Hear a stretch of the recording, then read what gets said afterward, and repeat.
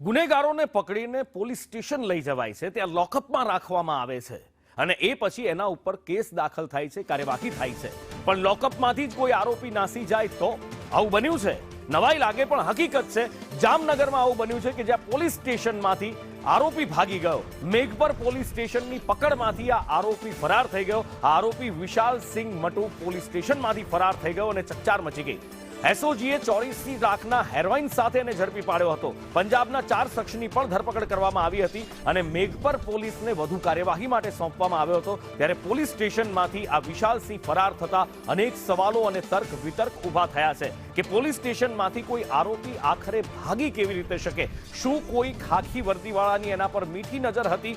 વગેરે વગેરે સવાલો ઉઠી રહ્યા છે। વધુ માહિતી સાથે સહયોગી સંવાદદાતા ઉપેન્દ્ર ગોહિલ ફોનલાઈન પર જોડાયા છે। ઉપેન્દ્ર, પોલીસ સ્ટેશનમાંથી કોઈ આરોપી ભાગી કેવી રીતે શકે? શું કોઈ પોલીસવાળાનું ઇન્વોલ્વમેન્ટ હતું? શું કોઈ મીઠી નજર હતી કે પછી કોઈ ભ્રષ્ટાચારનો ખેલ ખેલીને આરોપી ભાગ્યો છે? ઘણા બધા સવાલો, ઘણી બધી શંકાઓ છે।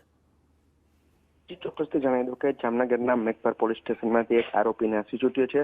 ગઈકાલે જામનગર એસઓજી દ્વારા જે 84 લાખના જે હેરોઇન સાથે 4 શખ્સોને એસઓજીએ ઝડપી પાડ્યા હતા। આ જે 4 શખ્સોને જે મોટી ખાવડીમાંથી ઝડપ્યા હતા, ત્યારબાદ જામનગરના જે મેઘપર પોલીસ સ્ટેશન છે ત્યાં સુપ્રત કરવામાં આવ્યા હતા। આરોપી જે તે કોઈ પણ પ્રકારે કહેવાય પોલીસ સ્ટેશનમાંથી નાસી છૂટ્યો છે। એ 4 આરોપી પૈકી એક આરોપી હજુ પણ ફરાર છે। તેમાંથી પણ એક આરોપી નાસી છૂટતા હાલ તો પોલીસમાં એક દોડધામ મચી ચૂકી છે।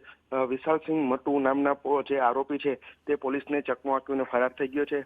હાલ તો પોલીસ દ્વારા આ બાબતે ચક્રો ગતિમાન કર્યા છે અને ઠેર ઠેર નાકાબંધી કરીને આ બાબતને આરોપીને ઝડપી પાડવા માટે ચક્રો ગતિમાન કર્યા છે। જી ઉપેન્દ્ર, માહિતી બદલ આભાર।